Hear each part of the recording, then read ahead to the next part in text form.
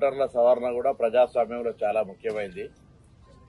మరొక్కసారి ప్రతి గ్రామంలో ఓటర్ల సవరణకు సంబంధించినటువంటి ఫారాలు 99% ఓటర్లకు చేరినాయి. ఈ నియోజకవర్గంలో తిరిగి ఫారాలను నింపి ఆ సమాచారంతో తీసుకునే ప్రక్రియ ప్రారంభమైంది.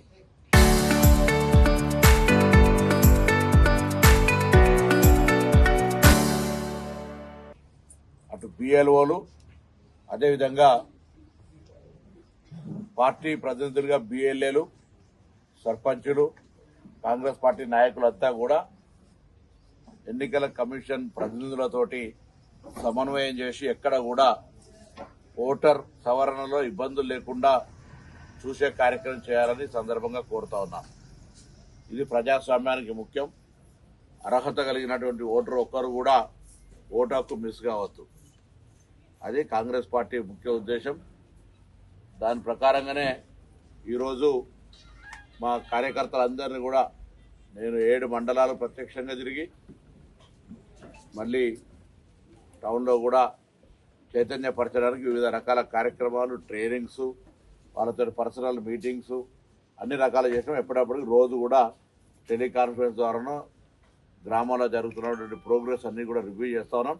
కాబట్టి నేను మరొక్కసారి ఓటర్ల సవరణ రాష్ట్ర వ్యాప్తంగా కావచ్చు, నిన్న కూడా హైదరాబాద్ సికింద్రాబాద్ పార్లమెంట్ సమావేశం ఉప ముఖ్యమంత్రి గారి నేతృత్వంలో జరిగింది నిన్న సాయంత్రం. ఇక్కడ కూడా నేను హుస్నాబాద్ నియోజకవర్గ పెద్దలందరికీ కూడా కోరుతా ఉన్నా, తప్పకుండా బాధ్యతగా ఓటర్ల సవరణ ప్రక్రియ విజయవంతంగా జరగాలని కోరుకుంటా ఉన్నా. తర్వాత మనం అందరం కూడా శ్రీరామునికి సంబంధించి రామజన్మభూమి నిర్మాణం జరగాలి. ఆ రోజు శిలాన్యాసానికి కూడా రాజీవ్ గాంధీ గారు అనుమతి ఇవ్వడమే. ఈ దేశం హిందువులకు సరి అయినటువంటి గౌరవం ఇవ్వాల్సిందే. సెక్యులర్ భావాలతోటే ఉంటూ కూడా ఇది మెజారిటీకి సంబంధించిన అంశం లోపల ఎవరు కూడా రాజకీయాలకు అతీతంగా అందరం కూడా, నేను కూడా, హుస్నాబాద్ ప్రాంత ప్రజలు కావచ్చు, మొత్తం యావత్ భారతదేశ ప్రజలు రామునిపై విశ్వాసంతో, రామ భక్తితోటి, రాముడు పుట్టిన ఊరుగా అనే అయోధ్యను భావించేటువంటి పరిస్థితుల్లో అక్కడ రామ మందిర నిర్మాణానికి అందరం కూడా ఎవరికి హోదాకు తగ్గట్టుగా, ఎవరి శక్తికి తగ్గట్టుగా వాళ్ళు డొనేషన్లు ఇచ్చినారు.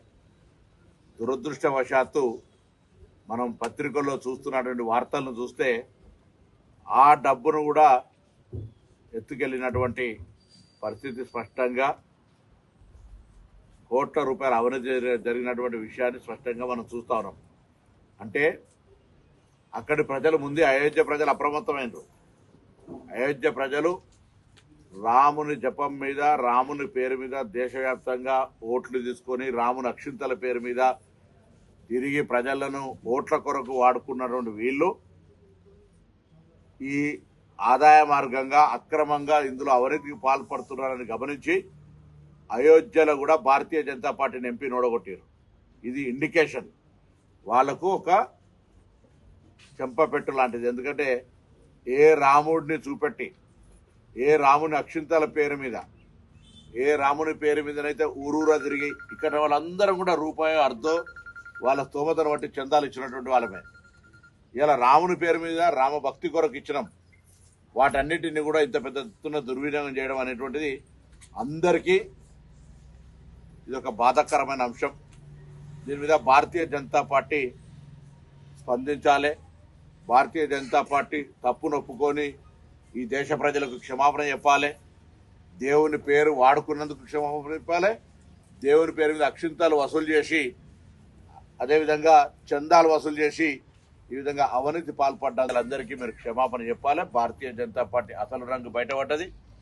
దేవుని పేరు మీద రాజకీయానికి, ఆర్థికంగా ఎదగడానికి ఉపయోగించుకున్నారు తప్ప ఇంకోటి కాదు అనేటువంటిది ఈరోజు స్పష్టంగా. మేమెప్పుడు భక్తి వేరు, రాజకీయం వేరు. కానీ రాముణ్ణి భక్తితో పాటుగా రాజకీయంగా వాడుకున్నటువంటి పార్టీ భారతీయ జనతా పార్టీ. ఇవాళ ఇంత పెద్ద అవినీతి జరుగుతుంటే తెలంగాణ భారతీయ జనతా పార్టీ నాయకులు కావచ్చు, దేశంలో ఉన్నటువంటి వాళ్ళు ఎవరు కూడా అవును ఇది పొరపాటు, ఇది తప్పు. ఈ విధంగా అవినీతి జరగడం అనేటువంటిది రామునికి సంబంధించిన విషయం లోపల ఒక పెద్ద అవమానకరమైన అంశం జరిగింది. రాముని పేరు మీద డబ్బులు దొంగతనం చేయడం ఆ పాలక వర్గం అనేటువంటిది, అందులో భారతీయ జనతా పార్టీకి సంబంధించి ప్రధానమంత్రి గారికి దగ్గర, అమిత్ షా గారికి దగ్గర, ఆ రాష్ట్ర ముఖ్యమంత్రి గారికి దగ్గర వాళ్ళు మాత్రమే ట్రస్టీలుగా అవుతారు. ఇప్పుడు ఇవాళ ఇక్కడ ఎల్లమ్మ టెంపుల్కు ట్రస్టీలు అయినట్టే నాకు సంబంధం లేకుండా కాలేదు కదా. వాళ్ళ దగ్గర దోసుకుంటే నాకేం సంబంధం లేదని నేను అంటే తప్పవుతుంది కదా. వాళ్ళ నిబద్ధత అవసరం, వాళ్ళ పర్యవేక్షణ అవసరం. అట్లనే రామ జన్మభూమికి సంబంధించిన ఇష్యూ లోపల కూడా వీళ్ళందరూ కూడా బాధ్యులు. ప్రధానమంత్రి గారు తెలుసు, పోయి పూజలు చేసినారు. అమిత్ షా గారికి తెలుసు, ఆ రాష్ట్ర ముఖ్యమంత్రి గారు తెలుసు. ఇంత పెద్ద అవినీతి జరిగి మొత్తం అక్కడ ఉండేటువంటి హుండీలన్నీ కొల్లగొట్టుకొని ఎత్తుకొని వెళ్ళిపోతే పోలీస్ కేసులు అయితే దాని మీద స్పందించి సరి అయినటువంటి శిక్ష ఇచ్చాల్సినటువంటి పరిస్థితులల్లా రాముని పేరు మీద దొంగతనాలు జరిగి అవినీతి జరిగిందని చెప్పి రాముని పేరు మీద దేశవ్యాప్తంగా వసూలు చేసిన చందాలన్నీ ప్రజల సొమ్మును ఎత్తుకొని పోయినట్టు కూడా మరి స్పందించకపోతే ఏమైనటువంటి పరిస్థితి అనే మాట్లాడుతారు. ఇవాళ ఇది దేశ హిందువులందరికీ అవమానం. భారతీయ జనతా పార్టీ పేరు మీద ఏదైతే ఓన్లీ జేబోలో పవన్ సుత హనుమానికి అని చెప్పి పాటలు పాడుకుంటూ హిందుత్వం గురించి మాట్లాడుతూ ఎవరైనా రాజకీయాల రాముడు ఎందుకు, హిందువు ఎందుకు, ఈ అక్షింతలతో ఏది రాజకీయం అని చెప్తే మనం చూసినా ఇక్కడ కూడా ప్రతి ఊర్లో పోయి అక్షింతలు వంచి జయబోలో శ్రీరామ్కి అంటే మనం రాముడికి వ్యతిరేకమైనట్టు ఇక్కడ కూడా మనం శ్రీరామ కళ్యాణానికి వస్తాం. అందరం కూడా పార్టిసిపేట్ అయ్యేటోళ్ళం. ఇక్కడ ఎవరు మీ అందరు ప్రత్యక్షంగా చూసినారు. శ్రీరామనవమి జరిగితే మేమే కళ్యాణంలో అందరికి భోజనం చేయాలని అనుకుంటాం. నేను పార్లమెంట్ సభ్యుడు ఇల్లంతా కుంటలో ఆనాడు ప్రారంభం చేసిన భోజనాలు ఇలా కూడా నడుస్తాయి. సో భక్తికి సంబంధించి కులం, నేను అందుకే చెప్పిన ఒక శాసనసభలో కూడా ఏదో బొట్టు పెట్టుకుంటానో లేదో బీజేపీలు ఉంటేనే హిందూ అని అనుకుంటే పొరపాటు అవుతుంది. హిందూ అనేటోడు హిందువే, దానికి బీజేపీకి ఉంటే మాత్రమే అవుతారు అనుకునేటువంటి విధానం ఏదైతే ఉందనో ఇగో ఇలా అయోధ్యలో పార్లమెంట్ మెంబర్ నొడగొట్టి ప్రజలు నిరూపించారు. ఆ పర్యవసనంగా ఇలా జరిగినటువంటి అవినీతి మీద ఏదైతే భారతీయ జనతా పార్టీ బాధ్యత వహించాల్సిందే, ప్రజలందరూ గమనించాల్సిన అవసరం ఉందని కోరుతారు. ఎందుకంటే రాముడి పేరు మీద, దేవుడి పేరు మీద దేశం మొత్తం వసూలు చేసిన సొమ్ములు ఎత్తుకపోయినారంటే ఇక అంతకంటే రాముడికి అవమానం ఏంది? పెద్దలు ఎందుకు మౌనంగా ఉన్నారు, ఎందుకు సరి అయినటువంటి విధంగా స్పందిస్తలేరో దేశ ప్రజలకు చెప్పాలి. అందుకే మరొక్కసారి ఈ భక్తి పేరు మీద, రాముని అక్షింతల పేరు మీద రాజకీయం చేసే అసలు రంగును గమనించాలని చెప్పి మాత్రమే నేను ఇక్కడ స్పందిస్తా ఉన్నా తప్ప నేను ఇక్కడ వాళ్ళు దొంగతనం చేశారని చెప్తలేను, ఇక్కడ వాళ్ళు అందులో భాగస్వాములని చెప్తలేను. కానీ బాధ్యత ఉంది. ఇక్కడ ఆ చందాలు వసూలు చేసినప్పుడు, ఆ అక్షింతలు వంచినప్పుడు మరి అక్కడ జరుగుతున్న దాని మీద ఇది పొరపాటే అని చెప్పాల్సిన అవసరం ఉందని మాత్రం భావిస్తా ఉన్నా.